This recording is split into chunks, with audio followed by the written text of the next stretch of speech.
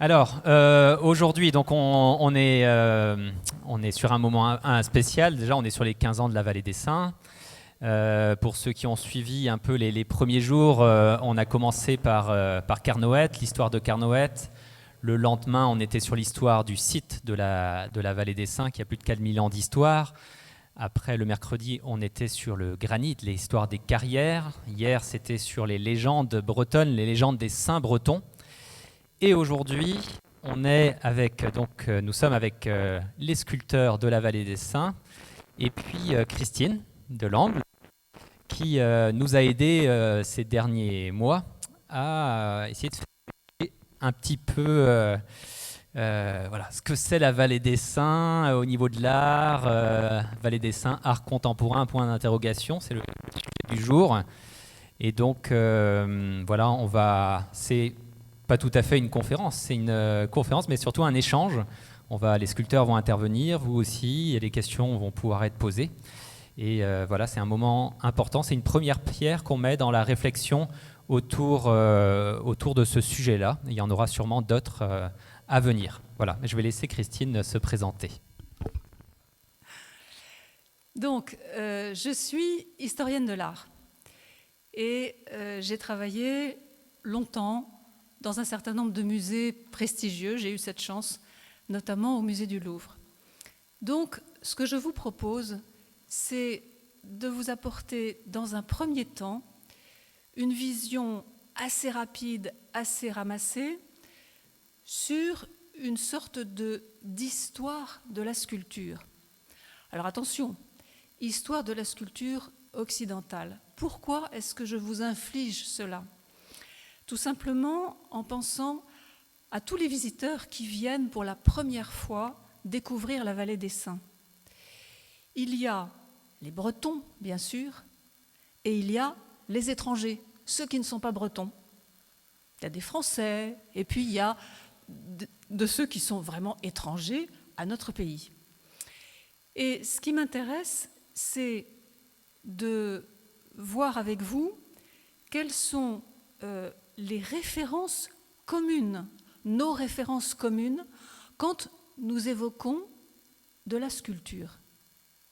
Ça veut dire, chacun d'entre vous a dans un petit coin de sa tête, par exemple, une œuvre sculptée qu'il aime, un sculpteur qu'il aime, que ce soit contemporain ou que ce soit dans les siècles passés. Et c'est cette référence commune qui me paraît important de retrouver pour que l'on comprenne les réactions de ceux qui viennent pour la première fois à la Vallée des Saints. Et vous le savez, il y a des enthousiastes et il y a ceux qui disent « c'est pas de la belle sculpture ». Et donc, mon premier souci, ça va être de nous faire partager ce que nous avons tous en commun. Et c'est si vous voulez, cette tradition commune, ces images communes que nous avons. Alors, après, si vous voulez, il y a évidemment la spécificité de la sculpture. C'est un art, certes, du dessin, mais c'est un art un peu différent.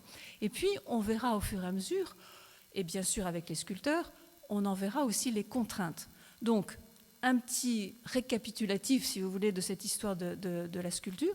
Ensuite, on fera une petite pause qui sera bienvenue parce que les bancs sont un petit peu raides. Donc, vous serez peut-être content de vous lever. Et on organisera les bancs pour que les sculpteurs viennent devant vous. Et à ce moment-là, on fera une sorte de table ronde et les sculpteurs viendront donner, si vous voulez, leur expérience. Alors, très rapidement, vous le savez, quand je vous disais c'est un art qui a sa spécificité, oui, c'est un art du toucher. Ça, c'est Paul Claudel qui dit ça, en pensant bien sûr à sa célèbre sœur Camille Claudel. Mais on le sait, la sculpture fait partie des arts du dessin. Quand on est sculpteur, on dessine. Mais comme l'architecture et la peinture. Ça n'est pas moi qui l'affirme, c'est le grand Vasari, qui est un peintre de la Renaissance, mais c'est quand même lui qui a fait la première histoire de l'art au XVIe siècle. Donc on commence à se dire, oui, c'est intéressant d'avoir une sorte de transmission. Et c'est donc, le sculpteur, c'est quelqu'un qui donne forme et vie à la matière. Donc ça, c'est extrêmement important. Et dès l'Antiquité, vous vous rappelez peut-être de ce mythe de Pygmalion, ce sculpteur qui rêvait de pouvoir enfin sculpter la plus belle femme de la Terre. Alors on le sait bien que la plus belle femme de la Terre, ça n'existe pas, c'est un idéal. Et donc lui, il avait sculpté cet idéal, une très très belle sculpture en ivoire. Et puis, il était évidemment désespéré devant cette belle forme qui était complètement inanimée et qui ne s'animait pas à ses caresses et ses baisers. Donc Vénus, déesse de l'amour, le prend en pitié et anime la statue. Et la statue devient vivante. Donc il épouse celle qui va s'appeler Galatée. Et si je vous raconte cette légende, ce mythe, eh bien c'est tout simplement rappeler que la sculpture et sculpter, c'est donner forme à un rêve de beauté. C'est ça que voudront faire certainement tous les sculpteurs. Et puis nous sommes tous invités à participer, puisque le philosophe Platon nous disait bien que nous devons tous sculpter notre propre statue, car elle est en réalité notre âme. Donc vous voyez, nous sommes partis dans cette aventure sculptée. Alors, n'oublions pas aussi que pendant des siècles, la sculpture a été le résultat d'une commande. Il y a d'abord une commande, et le sculpteur répond. Ça veut dire que s'il y a une commande, il y a en général un mécène et il y a un lieu pour lequel la statue est faite. Donc ça demande, tout de suite, ça nous donne certains liens, mais surtout certaines contraintes. Alors, il y a le lien sculpteur-mécène, que le mécène soit public ou privé, et il y a le lien sculpture-espace, que l'espace soit ouvert ou fermé, dans une chapelle, dehors. Bref, vous voyez déjà comment les choses vont s'articuler. Alors, je vous l'ai dit, on retourne à l'Antiquité. Pourquoi est-ce que je commence par l'Antiquité grecque ? Tout simplement parce que je commence par la forme. Cette construction d'un monde ordonné et qui fait le lien entre le monde des hommes et le monde des dieux. Il s'agit toujours de bâtir un hommage qui défie le temps. Alors vous avez, à votre gauche, vous avez celui qu'on appelle le Kouros de Sounion. Sounion, le cap Sounion, c'est à une quarantaine de kilomètres d'Athènes, qui domine la mer. Et le Kouros, c'est un jeune homme nu en Grèce. Pourquoi nu ? La nudité, c'est la marque des héros. C'est la marque de l'hommage que l'on doit à la plus belle créature des dieux, c'est-à-dire l'être humain. Et vous avez vu qu'il y a là une stabilité, quelque chose d'extrêmement retenu.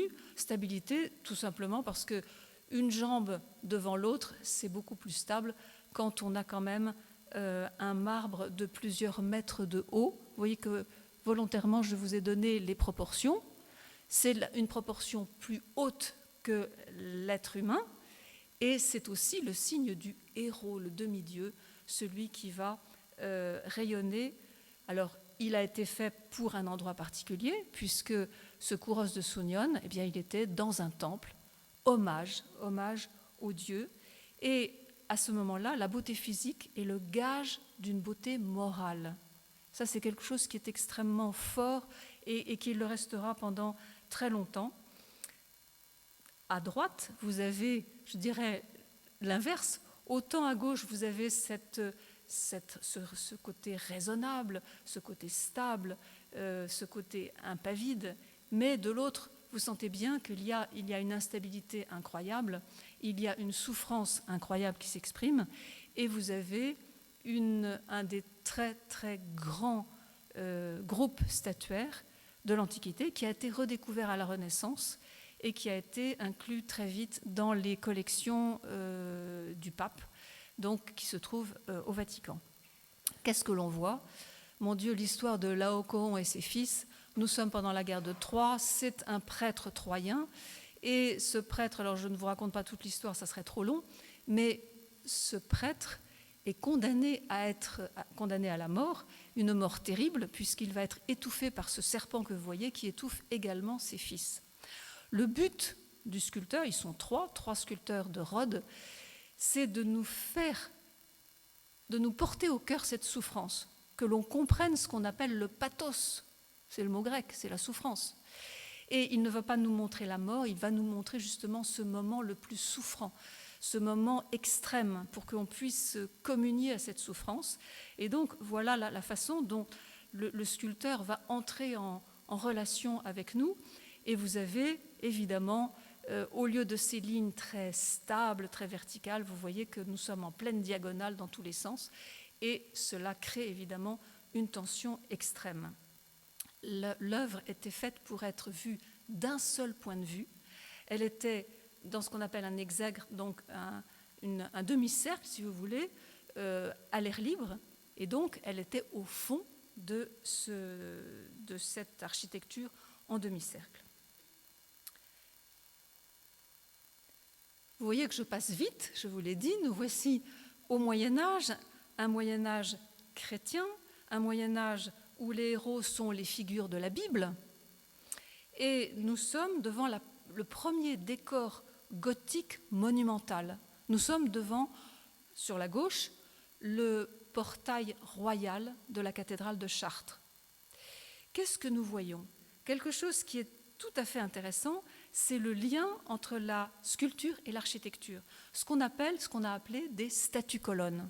Et oui, vous comprenez, les statues sont effilées, allongées au rythme de la colonne qui est derrière elles. Et vous en voyez un petit bout, mais vous êtes l'ensemble, c'est bien sûr le portail. Au-dessus, vous avez le Christ en majesté, et de chaque côté, vous avez les rois, reines, prophètes de l'Ancien Testament. Donc vous avez toute la Bible qui est là et qui va porter cette parole divine à l'entrée, c'est-à-dire que avant d'entrer dans la cathédrale, avant d'entrer dans l'église, eh bien, on vous propose le programme. Voici les personnages avec qui il faut compter. Et c'est évidemment le rôle du sculpteur de garder cette impression de grande stabilité, puisque les prophètes vont être appelés les colonnes de l'Église. Donc vous voyez, on joue sur ce mot de colonne, sur le plan symbolique et sur le plan architectural et sculptural. Et puis sur la droite, vous voyez justement, nous sommes à quelques dizaines d'années de distance. Les statues colonnes, nous sommes autour de 1140. Et puis, la dent de Notre-Dame de Paris, une sculpture qui a pris son indépendance, mais oui, comme Adam qui a pris son indépendance, donnée par Dieu, ben écoute, voilà, je te donne la liberté, tu vas l'utiliser comme tu le penseras, on sait ce qu'il en est advenu, et on sait très bien que cette liberté est toujours quelque chose d'extrêmement difficile à contrôler. Et vous voyez la différence entre une statue à droite qu'on appelle une ronde-bosse, donc la ronde-bosse, vous pouvez tourner autour. Ça, c'est une appellation tout à fait facile à retenir. Et dès que vous ne pouvez plus tourner autour, eh bien, vous savez que vous êtes déjà dans un relief, haut relief ou bas relief. Ça dépend évidemment de la profondeur et de l'épaisseur du relief. La nudité que vous aviez vue avec ce très beau kouros, vous vous souvenez, l'idéal, la nudité, eh bien, ça n'est plus ça. Ça n'est plus la marque du héros, c'est simplement la volonté de décrire l'homme, l'être humain tel qu'il a été créé, et puis tel qu'il est, il se découvre nu, et vous voyez qu'il y a une grande feuille de vigne qui est évidemment placée au très bon endroit. On fait encore un pas, nous voici au moment de la Renaissance.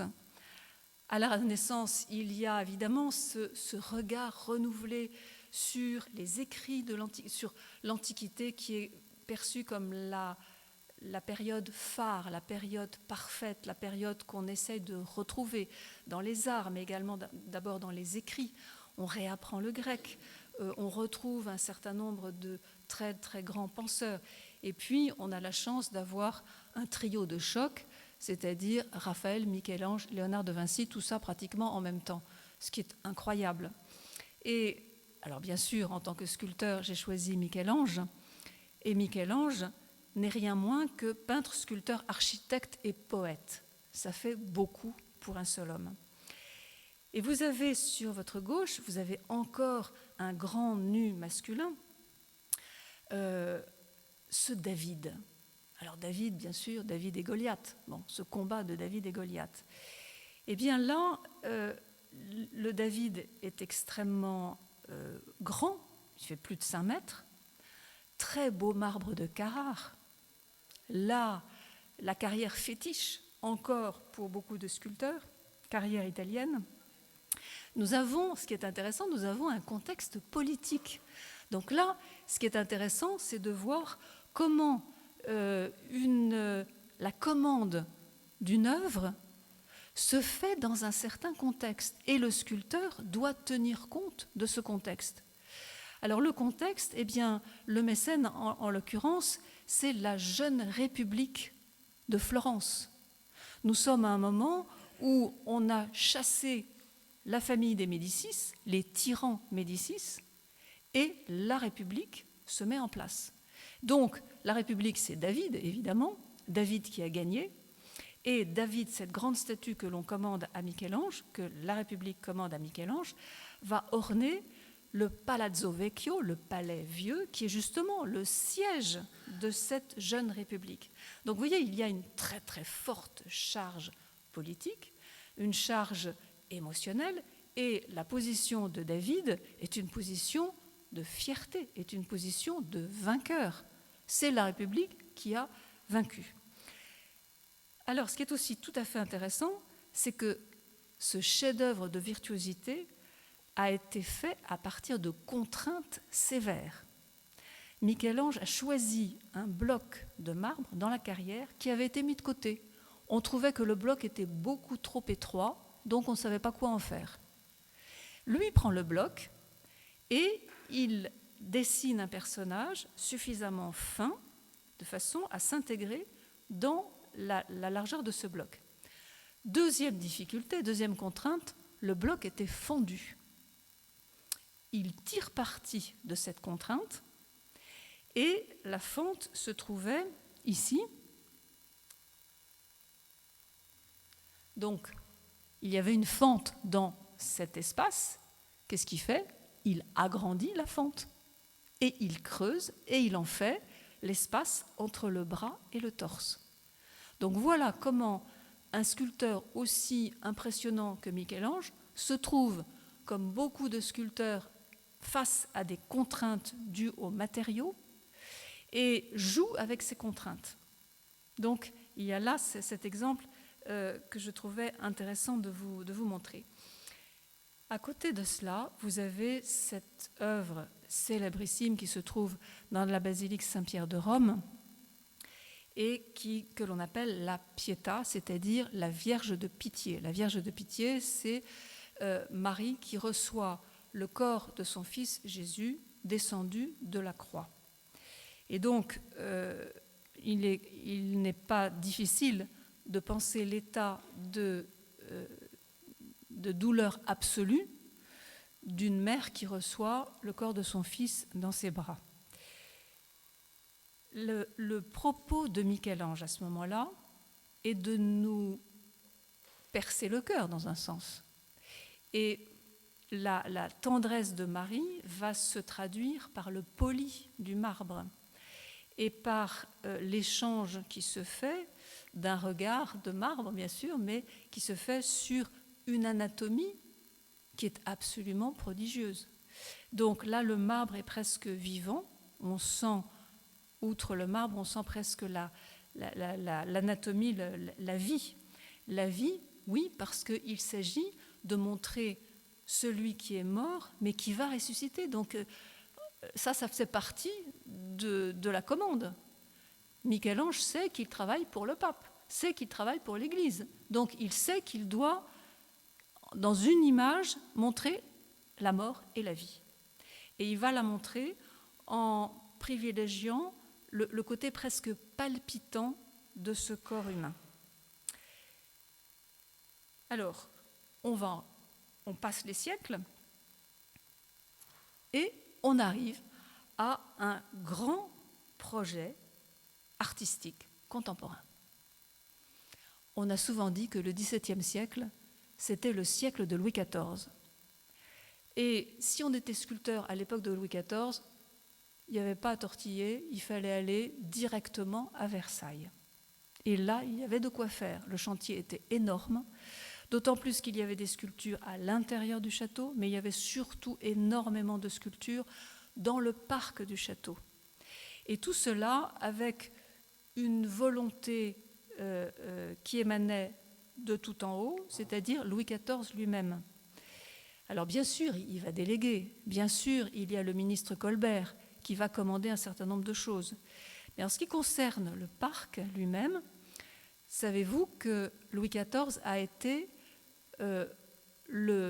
celui qui a écrit le premier guide du parc de Versailles.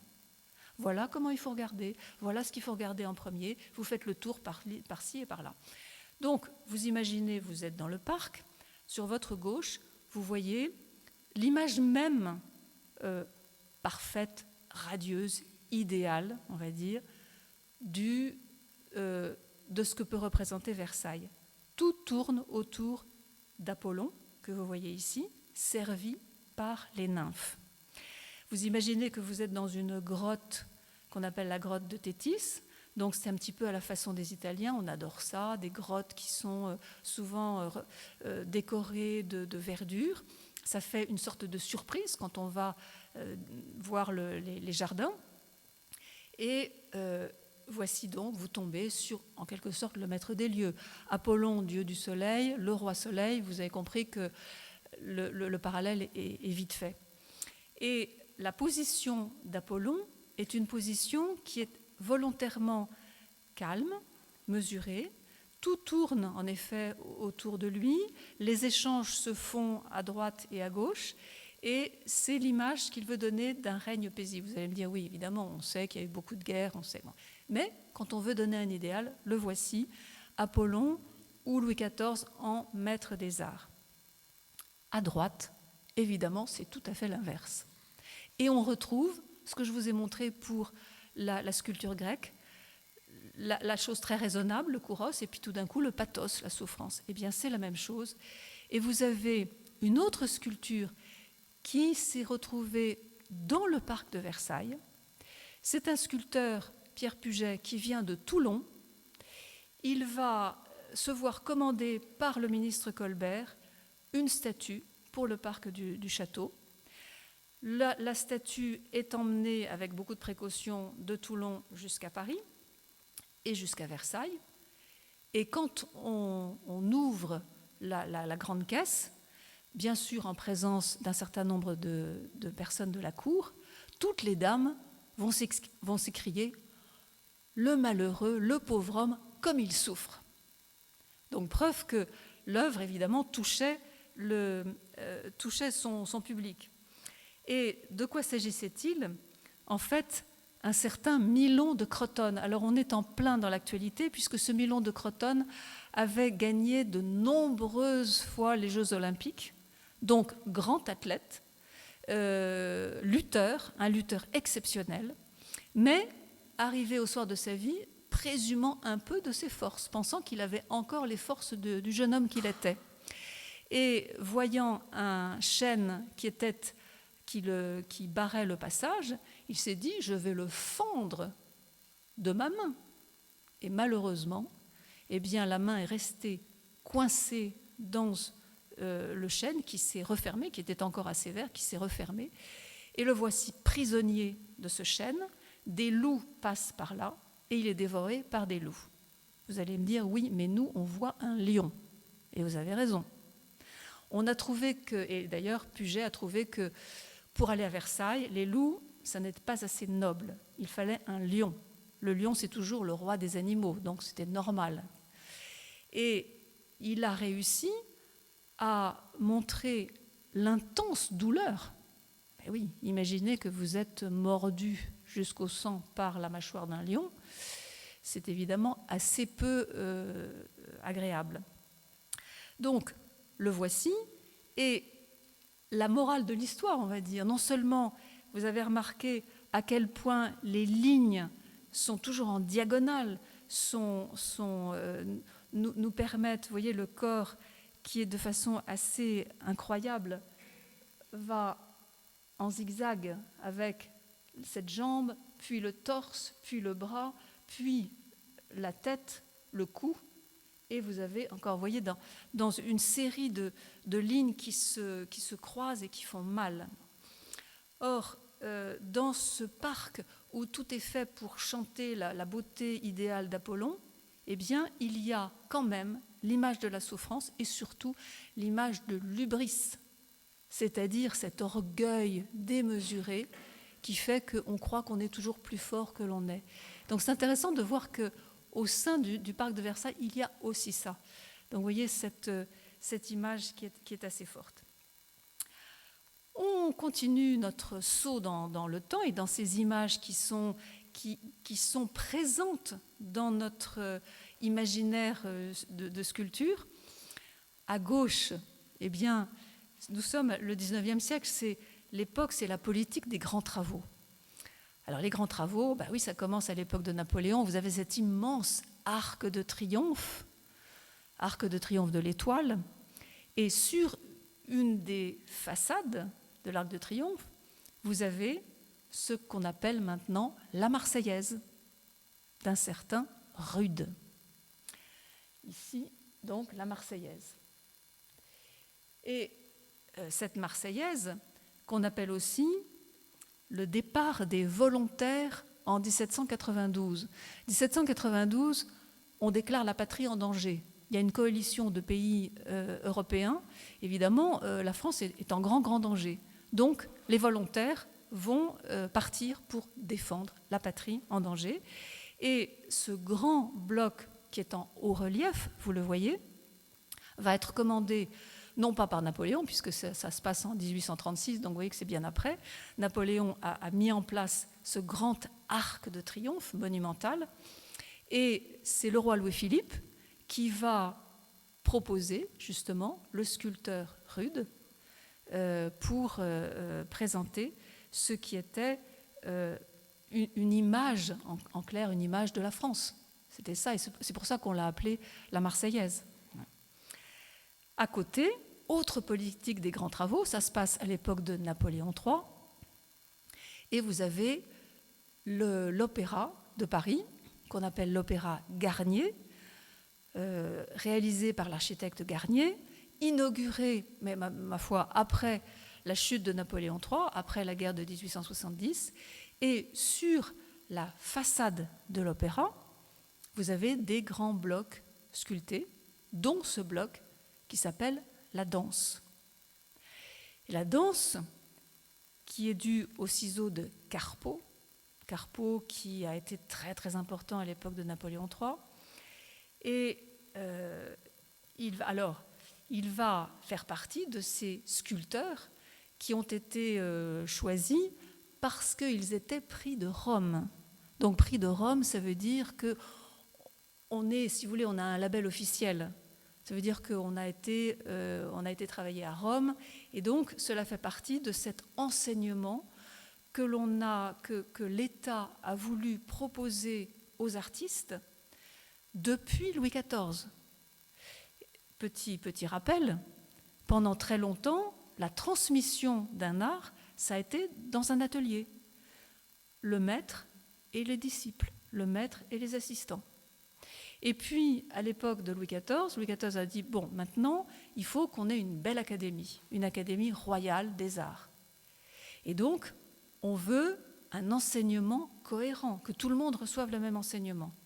Alors, bien sûr, enseignement pratique, la pratique des arts, mais à côté de cela, un enseignement théorique. Et on retrouve l'idée d'une culture commune.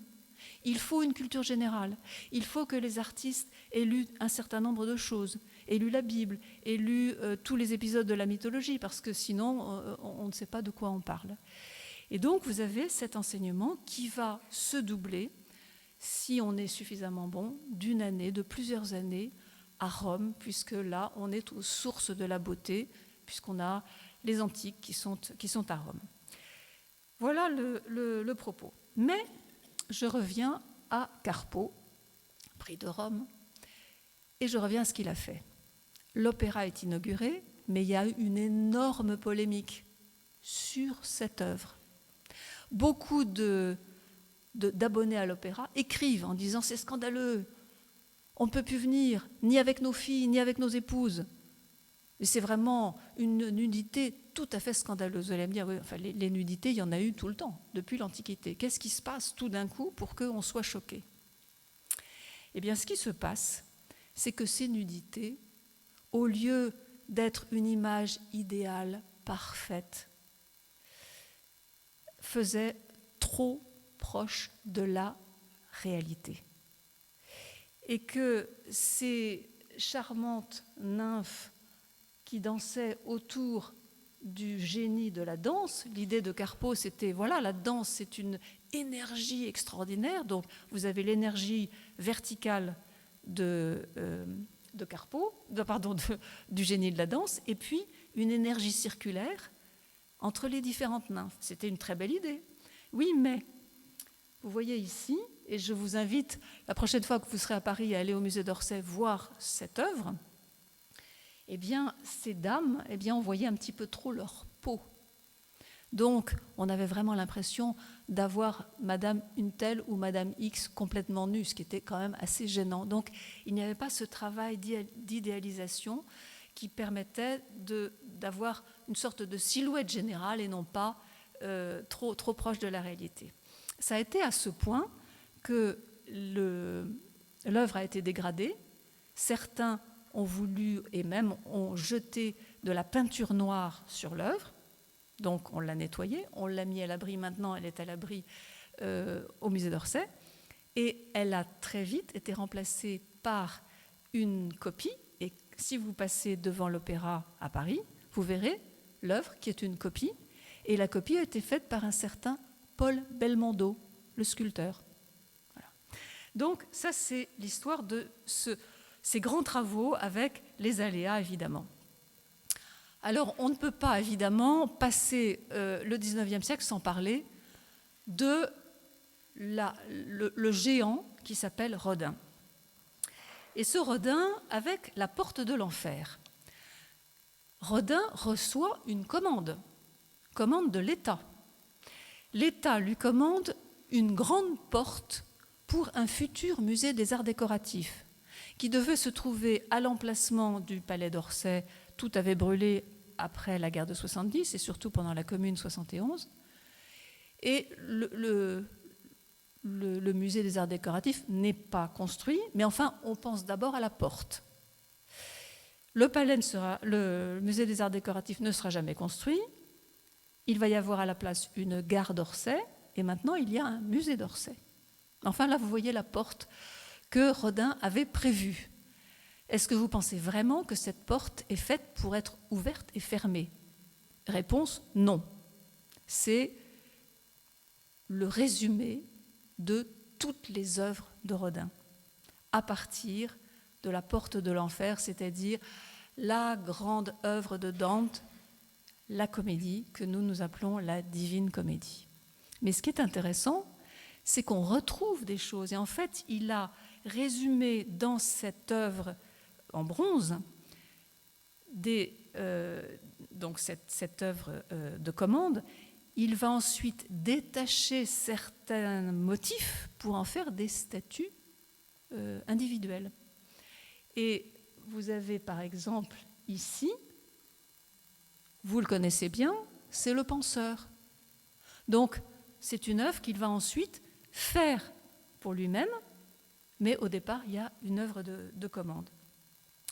Et ce qui est intéressant aussi, c'est que la suite du travail de Rodin, je vais vous montrer, grâce à Rodin, finalement, Rodin nous aide à comprendre comment on considère le métier de sculpteur à son époque. Ce qu'on a ici, j'ai pris exprès cette œuvre très célèbre, Le Baiser. Il y a une œuvre originale, qui est l'œuvre complètement à gauche, qui est La Terre cuite. Donc, voici l'œuvre originale. Rodin n'est pas un tailleur, n'est pas un sculpteur, il est un modeleur. Et à l'époque, Rodin dirige un atelier d'une 50aine d'assistants. Lui, son travail, l'œuvre originale, il modèle la terre. Ensuite, il y a un mouleur qui va mouler l'œuvre en plâtre. L'œuvre en plâtre est faite, la terre disparaît. Donc, l'œuvre en plâtre devient l'œuvre originale. Ensuite, il y a un metteur au point qui dégrossit le bloc et il reporte les points hauts et les points bas sur le bloc. Et presque à la fin, vous avez le praticien qui sculpte. C'est lui qui va faire la statue. Et Rodin va à la fin fignoler. Alors Rodin est là, présent à tous les stades de la fabrication. Mais Rodin ne va pas sculpter le marbre. Donc ça, c'est la chose très très importante, c'est un art du modelage. Et il était absolument exceptionnel pour cet art. Voilà pourquoi vous avez ici l'œuvre de Rodin. Là, vous avez, voyez, le nom du praticien, Jean Turcan, et ensuite un bronze, bien sûr, avec le nom du fondeur. La fonderie Rudier était une très très grande fonderie de bronze. Et encore aujourd'hui, le musée Rodin a le droit exceptionnel de produire des sculptures en bronze. Il a cette autorisation, malgré le fait que le sculpteur soit décédé, mais c'est un tirage extrêmement limité. Alors vous pensez bien que quand on a cette personnalité assez écrasante, qu'est-ce qu'on fait après Rodin? Comment est-ce qu'on sculpte? Quelles sont les réactions? Et les réactions, eh bien, c'est par exemple un certain Brancusi. Il y a une exposition qui vient de s'achever à Paris sur Brancusi. Et regardez le baiser de Brancusi, vous voyez à gauche, complètement différente. Brancusi va dire, alors lui, il a travaillé avec Rodin. Brancusi est roumain. Et il arrive à Paris parce que c'est à Paris que tout se passe. Il arrive donc, et Rodin le remarque et lui propose de venir travailler avec lui. Et il lui dit, tiens, si tu veux, tu seras metteur au point. Et Brancusi reste 1 mois. C'était quand même très courageux, parce que être accepté dans l'atelier Rodin, c'était une sorte de Graal. Et Brancusi dit, si je reste, je suis mort. Il ne pousse rien sous les grands arbres. Donc il faut que je m'en détache. Et il va travailler en respectant, dira-t-il, la fidélité aux matériaux. C'est pas être fidèle au modèle, c'est pas imiter ce qu'on a devant les yeux, il faut être fidèle aux matériaux. Et pour ce fameux baiser, il dira, eh bien, moi, qu'est-ce que j'ai fait? Il avait reçu, c'était assez touchant, il avait reçu la commande d'un monument funéraire pour un couple. Et il dira, ce que j'ai fait, eh bien, j'ai préféré la fidélité donc aux matériaux, mais surtout, j'ai voulu en fait faire quelque chose qui ressemblait à tous les couples qui se sont aimés et enlacés sur la terre. Donc, par ce résumé des formes, cette sobriété des formes, il permet d'accéder à l'universalité de ceux qui s'aiment. Voilà quel était le propos. Même chose pour la muse endormie, que vous voyez, donc un bronze poli à l'extrême, et en bas, le commencement du monde. Finalement, tout commence par une forme ovale. Donc, l'idée, c'est faire en sorte que le matériau ne soit pas gêné par tout un tas de petits détails. Donc, même les détails d'une anatomie, c'est déjà trop. Donc la sobriété est de mise et c'est le matériau qui va gagner. Alors, cela ne veut pas dire que Brancusi va complètement se détacher du modelage, mais il dira, moi, il y a des moments où je préfère être en taille directe, d'autres moments où je vais faire du modelage. On fait encore un grand saut et on arrive à cette... on change de pays, puisque cette fois-ci, là, on n'est plus en Roumanie, on est en Angleterre, au Royaume-Uni, avec Henry Moore. Et pourquoi est-ce que je vous montre cet exemple? C'est la sculpture ouverte sur la nature. En quoi une sculpture va s'exprimer différemment avec une lumière naturelle, avec l'extérieur, comment est-ce qu'elle va composer avec l'espace. Et Henry Moore, qui a commencé, lui, tout petit, tout jeune, il a commencé à sculpter le bois avec un couteau. Et puis ensuite, il est passé à la pierre. Alors, il a fait les Beaux-Arts de Leeds, puis les Beaux-Arts à Londres, et puis complètement passionné par Michel-Ange, qu'il étudie avec passion, mais également très, très intéressé par tout ce qu'on appelle les arts primitifs. Alors, les précolombiens, etc., etc. Et pourquoi est-ce que ça l'intéresse? Il trouve que ces arts ont une réponse à la vie directe et immédiate. Donc, il y a une sorte d'immédiateté de la vision. Et il dit, au fond, la réalité n'a rien à voir avec l'imitation de la réalité. Donc, il faut se détacher de l'idée de reproduire, d'imiter. Non. Un petit peu comme Brancusi, il faut arriver directement. La simplicité, ça n'est pas le but suprême de l'art, dit-il, mais nous l'atteignons malgré tout quand nous nous rapprochons du réel des choses. Vous voyez qu'on a, en quelques dizaines de minutes, on est parti du Kouros du Cap Sounion, vous vous souvenez? Nous arrivons à Henry Moore. Vous avez remarqué comme il creuse ces figures allongées, ces figures à la verticale, et que dans le creux de ces figures, il fait passer l'espace, la lumière, le regard. Et donc, on comprend bien que la sculpture ne peut s'apprécier que dans l'immensité de l'espace dans lequel elle est conçue. Vous voyez que j'arrive petit à petit, évidemment, à un lieu qui s'appelle la Vallée des Saints. Et nous y voilà avec l'idée que, ayant survolé finalement des siècles, ayant survolé des moments de création contemporaine, oui, à chaque fois il y avait une volonté, un projet artistique contemporain. Là, il y en a un autre, un lieu de création contemporaine qui rend hommage aux saints fondateurs de la Bretagne. Alors, pourquoi est-ce que j'ai choisi celle-ci? Tous les sculpteurs qui sont ici vont me dire, mais pourquoi est-ce que vous n'avez pas choisi la mienne?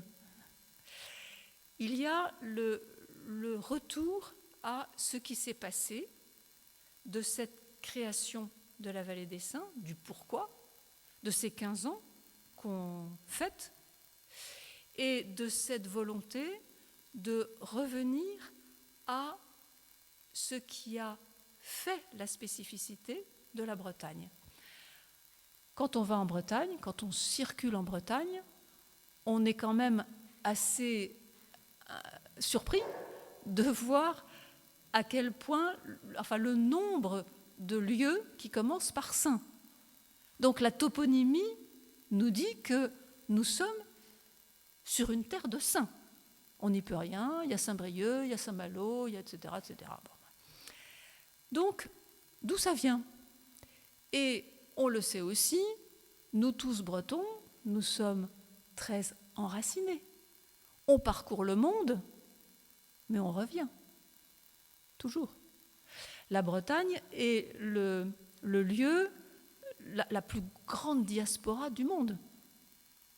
Donc il y a cet enracinement et cette christianisation de la Bretagne qui s'est faite par des gens qui ont eu un courage absolument phénoménal entre le IVe et le IXe siècle, qui sont partis de Cornouailles, qui sont partis du Pays de Galles, qui sont partis d'Irlande, comme Colomban, et qui ont traversé ce qu'on appelle maintenant la Manche, alors dans des embarcations plus qu'improbables, et qui petit à petit se sont installés en fait c'était des ermites qui ont réuni autour d'eux des petites communautés rurales. Et c'est ce qui a fait la spécificité de cette christianisation de la Bretagne. Loin, si vous voulez, d'une christianisation citadine autour d'un évêque qui venait de Rome. Et voilà que la Bretagne, la christianisation celtique et la christianisation romaine se sont rencontrées. Et donc nous avons là un lieu très très spécifique qui rend hommage à ce que cela avait de particulier. Et Saint-Colomban, qui n'est pas loin là sur la colline, a eu une aura extrêmement importante puisqu'il s'est beaucoup promené, et sur l'arrière de la statue, vous voyez tout le trajet qu'il a fait. Et c'est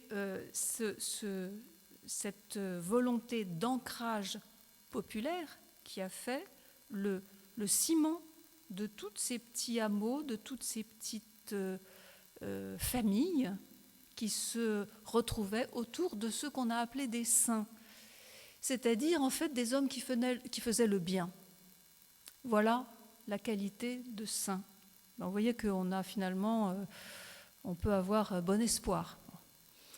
Donc, à partir de là, vous avez des sculpteurs, et on va passer à la deuxième partie de notre après-midi, des sculpteurs qui ont tout simplement repris le flambeau et qui vont vous dire, vous raconter, vous présenter